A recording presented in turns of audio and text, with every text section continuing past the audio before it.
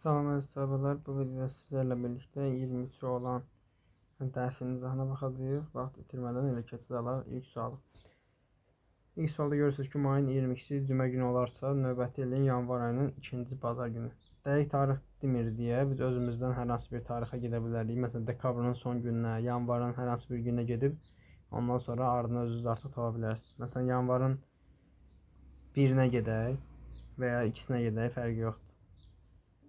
Daha aydın olsun diye ikisine gidelim. Normalde birine gidəcəkdim. Sadəcə orada qalıq qalmır deyəsə qəribə gələ bilər. Yanvarın ikisine gedək.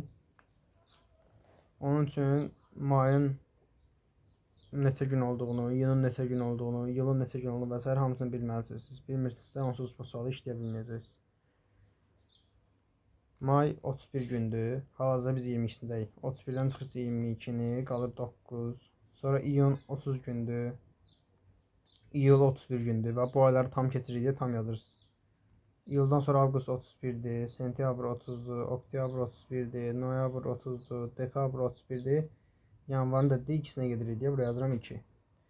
Niyə ikisi? Sadəcə keyfimiz o gün istəyir. Yəni fərqi yoxdur. 3 ola bilər, 4 ola bilər. Siz hər hansı birinə gedib, çünki bizə dəqiq tarix verilməyib. Hər hansı birinə gedib ondan sonra özünüz hesablaya bilərsiniz və ya variantlardan baxa bilərsən yaxşısı. Məsələn 8-nə gedərdiniz ən yaxın olanına.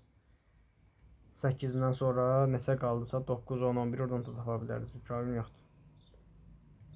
İndi burada demişdik ki, ya bunları toplayıb 7-yə bölüb qalığı tapırsınız, ya da ayrı-ayrı 7-yə bölüb qalıqları tapıb yenə toplayıb 7-yə bölürdünüz.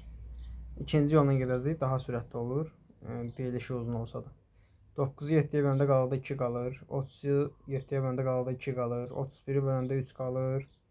30-u böləndə 2, 31-i böləndə qalıqda 3 qalır. 2-ni də 7-yə böləndə 0 dəfə bölünür, qalıqda qalır 2. Sonra qalıqları toplayırıq. Alınır 7, 10, 12, 15, 17, 20, 22. Sonra 22-ni də 7-yə böləndə qalıqda qalacaq 1. Bizə ən son burada alınan qalıq lazımdır. Yəni 7-dən balaca alınan qalıq. Biz tarixdə irəli getmişdik deyə bu alınan qalığı 1-i gətirib həftənin gününün üstünə əlavə edirik. Yəni cümə günü idi, üstünə 1 gəlirik, olur 6-cı gün, yəni şənbə günü. Demək 2 yanvar şənbə imiş. 3 yanvar olur bazar. Yəni 3 yanvar olur yanvar ayının ilk bazar günü. Bizə ikinci bazar günü lazımdır. O da eləyəcək 7 gün sonra. Yəni 10 yanvar yenə olacaq bazar, ikinci bazar günü. Yəni cavab olacaq 10 yanvar. Sonra keçirik ikinci suala. İkinci sualda 9-dan çıxırız 5. Nə qalır? 4, düzdür. 95-dən 4 çıxırsınız, qalır 91. 9-dan çıxırsınız 1, 8. 91-dən 8 çıxanda qalır 83.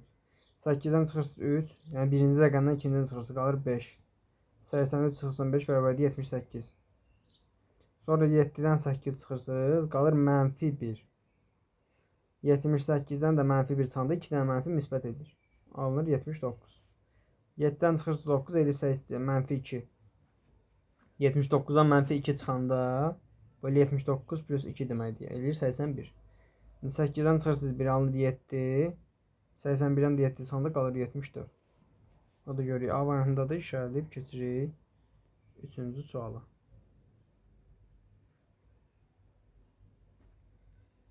Deyir, hansılar aşağıdakı kimi qatlanıb kəsilmiş kağızın açılışı ola bilər. Sizə birinci lazımdır hissə baxmaq. Nəyə baxmaq? Bu kağız birinci buradan qatlanıb, üzü yuxarı. Sonra buradan qatlanıb sol tərəfə, sonra da bu formada qatlanıb. Yəni bu hissə ümumi fiqurun arasında qalıb, işarələdiyim hissəsində. Çünki birinci yuxarı, sonra sola qatlamışdı, sonra da sağ yuxarı tərəfə qatlayıb. Yəni bizim işarələdiyimiz hissədə qalıb, belə deyək. Ondan sonra da 3 dənə qatlanma hissəsi var. 3 dənə qatlanma hissəsinin hər birisindən simmetriya olmalıdır. Məsələn, buradan ortadan qatlanma var deyə bütün fiqurlarda belə baxıram. Hamısında görürəm simmetriya varmı? Hamısında yoxdur. Məsələn, 4-cü fiqurda simmetriya yoxdur o cəhətdən. Ona görə nə edirik? 4-cü fiquru çıxırıq. Yəni bu xəttə nəzərən 4-cü fiqurda simmetriya yoxdur. Ulduzlar simmetrik deyil. Sonra hətta simmetrik görsənsə belə digərlərində o simmetrik olmayacaq. Amma bu xəttə görə də simmetrik deyil. Orada müəyyən pozan hissələr var. Sonra digər xəttə görə baxaq. Buna görə birinci fiqur simmetrikdir. İkinci fiqur simmetrikdir. 3 simmetrikdir. 5 simmetrikdir. 4 görsüz simmetrik deyil. Yəni 4-dən çıxmışdıq. Baxmağa ehtiyac yox idi, amma dəqiqləşdim deyə dedim. Bir də buradan qatlama var deyə oradan da simmetri olmalıdır. Gəlib ona baxırıq. 4-cü fiqura baxmağa artıq ehtiyac yoxdur. Ondan çıxmış. Birinci fiqur görən bu xəttə nəzərən simmetrikdir. İkinci fiqur simmetrikdir. Üçüncü fiqur simmetrik deyil. Beşinci fiqurda görürük simmetrikdir. Ona görə 1, 2, 5. Verilən 3 hissənin üçünə görə də simmetrikdir deyə olar. Həmin kağızı kəsimdən sonra açanda alına biləcək fiqurlardan. Amma 3 ilə 4 yox. Ona görə cavab olur 1, 2, 5. Sonra gəlirik sudokuya. Sudokun qaydasını bilirdik ki, sətir və sütun üzrə təkrarlanma olmamalı idi. Bir də bu tünd rəngdə verilmiş xəttlərlə, yəni xəttlərin daxilində də təkrarlanma olmamalı idi. İndi baxaq deyək ki, bu xanaya. Görürəm ki, sətrə görə 1 ola bilməz, 6 ola bilməz, 5 ola bilməz. Sütuna görə 3 ilə 4 ola bilməz. Ona görə məcbur oraya yalnız 2 qalır. Sonra bu xana da həmçinin sətrə görə 5 ola bilməz. Daha sonra sütuna görə 5 ola bilməz. Sətrə görə 4 ola bilməz. Bu çərçivənin daxilində də 1, 3, 6 ola bilməz. Yalnız 2 qalır. Bura olur 2. Və bizə lazım olan xanaya gəlirik artıq. Bu xanaya.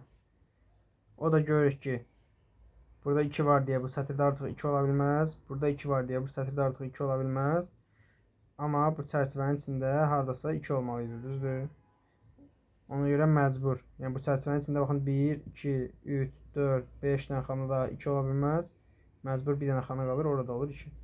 Yəni 4 dənə xana 2 ola bilməz, çünki sətir və sütunda artıq 2-lər var. Birində də 6 yazılıb deyə orada 2 yaza bilməz. Yəni 2 dənə rəqəm yazmaq olmur bir xanaya. Ona görə məcbur. Bizə lazım olan xananın qiyməti olmalı idi 2. Sonra keçirik 5-ci suala. 5 nəfər mağazada növbədə deyir durublar. M ilə N-in arasında deyir F var. Ona görə bunlar ya belə durmalıdır, ya da bu formada. Sonra deyir L-dən N aralı duran N-dir. Üçüncü yerdə kim durub? İndi L-i gətirib N-in yanına qoya bilmərəm. Çünki belə olanda L-dən ən uzaqda duran N olmur. Yəni M olur, F olur və s. Ona görə L N tərəfdə olmamalıdır. L N tərəfdə olmamalıdır, belə deyək. Belə ola bilər. K ilə L və ya L ilə K. Bir də bu formada ola bilər. L, K və ya K, L. Bunların hamısında görürsünüz ki, bu formada düzülüşlərin hamısında üçüncü yerdə duran nədir? M. Yəni cavab olur A variantı. Sonra keçirik 6-cı suala. 6-cı sualda görürük ki, qara kvadratlardan götürüb fiqurları sadəcə üst-üstə qoyur. Başqa bir şey də yoxdur. Fiqurları çevirmədən qara kvadratdan üst-üstə qoyur. Bu qara kvadratı digərinin üstünə qoyanda qara kvadratın altındakı ağ kvadrat bu hissəyə düşür. Onun altındakı ulduz olan kvadrat bura düşür. Və bu ağ kvadratın sağında da bir dənə kvadratın daxilində vardır. Qara dairə. O da düşməlidir bu hissəyə. İndi sadəcə bizim çəkdiyimiz fiqur. Baxırıq hansı variantdadır, görürük B variantında. Ona görə cavab olaraq B variantını götürüb keçirik 7-ci suala. 5-dən 142-yə kimi. Oturub saya da bilərsiniz. Yəni burada ciddi bir şey yoxdur. Onsuz 20 dənə rəqəmdir. İkisi rəqəmlərdir. Amma belə bir şey də var. 1-dən 99-a kimi 4 rəqəmi və ya istənilən bir rəqəm sıfırdan başqa. 1-dən 9-a kimi olan ədədlərdən nəzərdə tutaq. 100-ü də, yəni 1-dən 99-a kimi 19 rəqəmin, 19 ədədin daxilində iştirak edir. Yəni 4 rəqəmi 1-dən 99-a kimi 19 ədədin tərkibində 20 dəfə. Niyə 20 dəfə? Çünki 44-də 2 dənə 4 var. Neçə dənə 4 istifadə olunursa desəydi, bu aralıqda 20 dənə 4 istifadə olunur. Amma 19 dənə ədəd yazmaq üçün. Çünki 44 yazında 2 dənə 4 istifadə edilir. Hər halda bizə bu lazım idi, 19 dənə. Demək 19 dənə ədədi yazmaq üçün bu aralıqda 4 istifadə olunur. Amma fikir versiniz, orada 5-dən 142-yə kimi deyir. Ona görə 5-dən 99-a kimi ötürürəm. Və nəticədə oradan bir dənə ədəd çıxırıq. Nəyi? 4. Ona görə 19 yox 18 dənə ədəd olur bu aralıqda. Bir də 100 ilə 142 arasında sayırsınız da 104, 114, 124, 134, 140, 141, 142. Bu da olur 7 dənə. Bəli, 142-nin özünü də sayırsınız. Onlar da cəmləndə olur 25. Sonra gəlirik 8-ə. Burada ciddi bir şey ehtiyac yoxdur. Baxıram ki, 1-in önü 7-yə baxır A variantında. 1-in önü 7-yə baxır C variantında. Amma Y variantında 1-in 6-7-yə baxır. Yəni iki variantda eynidir, bir variantda fərqlidirsə, elə həmin variantı cavab olaraq götürə bilərsiniz. Digər variantları onsuz fırlatsaz, B variantı bu formada olacaq, 7-ni fırladanda. D variantda belə olacaq. Bunlarda da görürsünüz ki, elə 1-in ön tərəfi 7-nin altına baxır. Yəni bir problem yoxdur. Fərqli olan variant Y-dir. Ona görə cavab olaraq Y-ni götürüb keçirik 9-cu suala. Burada fiqurları üst-üstə qoyur. Bu ikisini üst-üstə qoyub aşağıdakini alıb. İndi hansı formada? Fiqurları üst-üstə qoyanda baxıram ki, bozla boz. Bozla boz üst-üstə düşəndə burada da boz alınıb. Ağla boz üst-üstə düşəndə ağ alınıb. Ağla ağ üst-üstə düşəndə boz alınıb. Bir də bozla ağ üstə düşəndə də ağ alınır. Görürəm ki, fərqli rənglər üstə düşəndə ağ alınır, eyni rənglər üstə düşəndə boz alınır. Gəlirəm aşağı. Görürəm bu xanada eyni rəng üstə düşüb, bir də bu xanada eyni rəng üstə düşüb. Ona görə çarpaz olaraq C variantındakı kimi eyni rəng üstə düşəndə boz alınmalı idi, digər ikisi olmalı idi ağ. Şimdi cavab olur C variantı. Sonra keçirik 10-cu suala. 10-cu sualdır, aşağıdakı qrafikdə avtomobilin çənindəki yanacağın zamanı görə azalması göstərmişdir. Neçə saat sonra çənində qalan benzin, sərf olunan benzin 25% olar. Baxıram ki, 50-dən 40-a düşüb, yəni 10 litr azalıb. Nə qədər vaxtda? 2 saata. Bunu bildik. Bir də deyir ki, neçə saat sonra çəndə qalan benzin, sərf olunan benzinin 25% olar. Yəni 25% nə deməkdir? 4-də 1, düzdür? Yəni x qədər benzin qalsın, 4x qədər sərf olunsun. Yəni 4-də 1-də x, 4x, 4-də 1. Və bilirik ki, ümumi bizdə nə qədər benzin vardı? 50 litr. Və bunların cəmi, sərf olunanın qalanın cəmi olmalıdır 50 litr. 5x bərabərcə 50 litrə, x bərabərdə 10-a. Demək 10 litr qalmalıdır, 40 litr sərf olunmalıdır. Biz də bildik ki, 10 litri 2 saata sərf edirsə, indi deyirəm 40 litri nə qədər vaxtda sərf edir? Düz mütənasibdir, çarpaz vurursunuz. 10y bərabər olur 2 vur 40, yəni 80-ə, y bərabər olur 8-ə.